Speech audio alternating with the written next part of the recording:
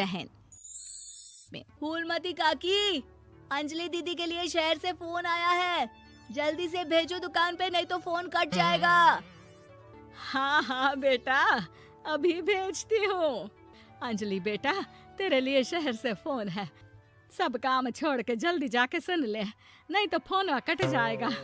हाँ माँ, अभी जाती हूँ, जरूर मीनाक्षी दीदी का फोन आया होगा। हाय अंजलि। नमस्ते दीदी, मेरा मतलब हाय, कैसी हो आप? यहाँ तो सब ठीक है। मामा मामी कैसे हैं? तू कैसी है? मेरे तो एग्जाम्स होने वाले हैं, हर रोज कॉलेज जाना पड़ता है, lectures, extra classes, private coaching. ओ मैं तो इतना थक जाती हूँ, क्या बताऊँ। आपकी कॉलेज वाली बहन जी आपको इतना पढ़ाती है, तो घर कब जाती हैं आप दीदी?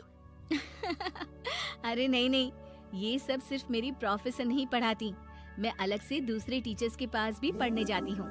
दीदी फिर तो आप बहुत थक जाती होगी ना, आप ना पैदल मत जाया करो, टांगा ले लिया करो दीदी। नहीं मेरी भोली बहन, ना मैं पैदल जाती हूँ, ना ही यहाँ टांगा मिलता है, मैं बस से जाती हूँ और थोड़ी दूरी के लिए रिक्शा ले लेती हूँ। सच्ची? वहाँ पर टांगे नहीं बस चलती है? वाह, वो भी हर रोज? हमारे गांव में भी बस आती है, दिन में 2 बार। यही तो खास बात है शहर की, यहाँ बसें पूरा दिन दौड़ती हैं सड़कों पर, और सिर्फ बसें ही नहीं, कार, स्कूटर और ट्रक भी, और तो और थोड़ी दूरी पर तो हवाई जहाज भी है, जहाँ से हवाई जहाज आसमान में उड़ते हैं। अच्छा दीदी, मैं फोन रखती हूँ, बुआ जी फूफा जी को मेरा नमस्ते कहना। हाँ माँ, हम लोग शहर में क्यों नहीं रहते? बुआ जी, फूफा जी और मीनाक्षी दीदी तो शहर में ही रहते हैं। अरे क्योंकि तेरे बुआ जी की शादी शहर में हुई थी, इसलिए बेटा। शादी से पहले वो भी तेरे पापा और दादा दादी के साथ गांव में ही रहती थी। तो फिर बा, मुझे शहर भेज दो ना, मैं भी शहर देखना चाहती हूँ। इतनी बार मीनाक्षी दीदी से शहर के बारे में सुन चुकी हूँ, अब मैं भी वहाँ जाकर देखना चाहती हूँ। बस आप मुझे शहर भेज दो।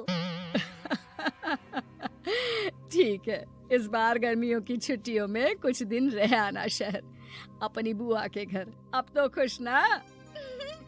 हाँ माँ, बहुत खुश। आप देखना मैं शहर जाके कितने मजे करती हूँ। अंजलि अगले दिन स्कूल जाती है और वहाँ अपने सारे दोस्तों को अपने शहर जाने की बात बताकर चिढ़ाती है। अरे श्रद्धा, शीतल, सरोज, तुम लोग इन गर्मियों की छुट्टियों में कहाँ जा रही हो? एकादशी वाले गांव के मेले में। हम तो दूसरे गांव में नानी के घर जाएंगे, उनका घर नहर के किनारे है, बड़ा मजा आएगा। हम इस बार कहीं नहीं जा रहे, बल्कि हमारे घर में रहने के लिए मेहमान आएंगे। और तू? अरे मेरा क्या है, मैं तो बस पास वाले शहर जा रही हूँ, अपनी बुआ जी के घर, वहीं रहूंगी कुछ दिन। तुम लोग चिंता मत करना, मैं चिट्ठी लिखूंगी तुम सबको वहाँ से।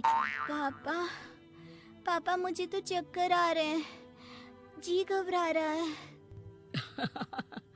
बेटा शहर आने की जिद भी तो तूने ही की थी, अब पहली बार बस में चढ़ी है तो यही होना था, भुगतो अब। अरे मामा जी, अंजलि, आप लोग आने से पहले बता तो देते, मैं लेने आ जाती बस स्टैंड तक। आओ आओ भैया, आओ बेटी अंजलि। माँ बुआ जी कैसे हैं वहाँ, और भाभी कैसी हैं? सब ठीक है, बस अंजलि जिद कर रही थी कुछ दिन आप लोगों के साथ रहने की, सो छोड़ने आ गया।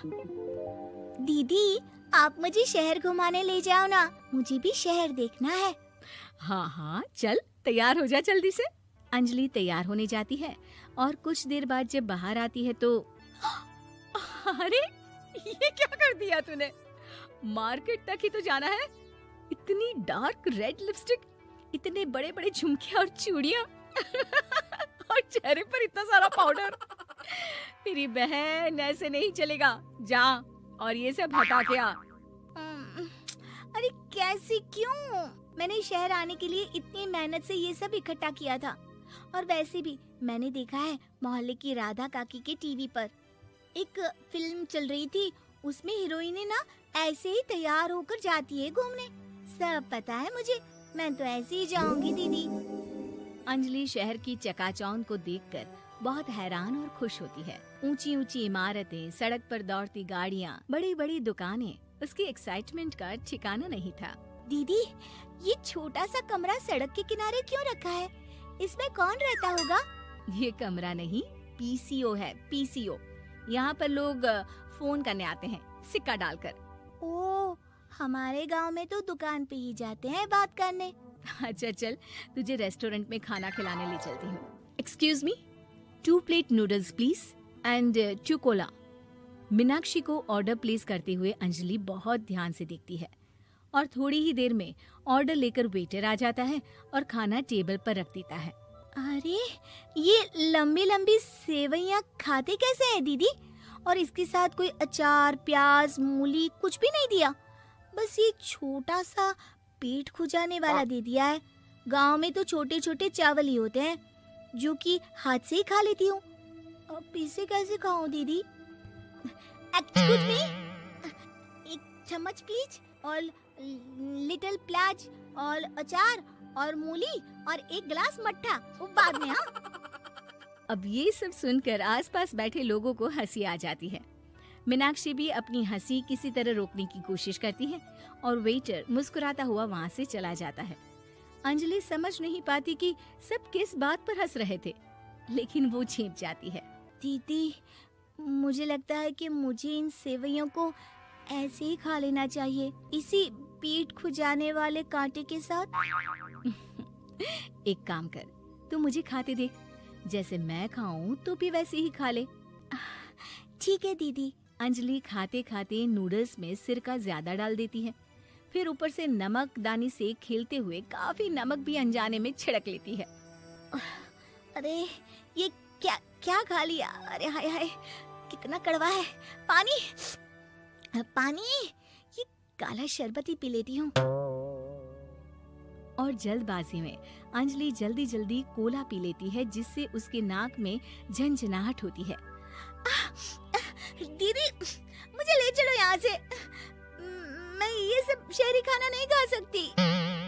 अब शर्म के मारे मीनाक्षी अपनी बहन को वापस घर ले जाती है और कहती है कि देख अंजलि, माना कि शहर और गांव एक दूसरे से बहुत अलग है, लेकिन इसका मतलब ये नहीं कि हमेशा शहर ही बेहतर हो और उस वजह से हमें वो सब करना पड़े जो हम नहीं कर सकते।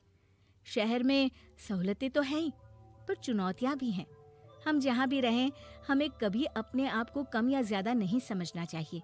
और किसी भी नई जगह में ढलने में समय लगता है, उसके लिए तुम्हें दूसरों की नकल करने की कोई जरूरत नहीं है।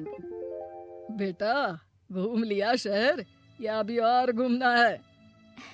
नहीं पापा, मैं अपनी गलती समझ गई हूँ, आप गांव ही ले चलिए मुझे।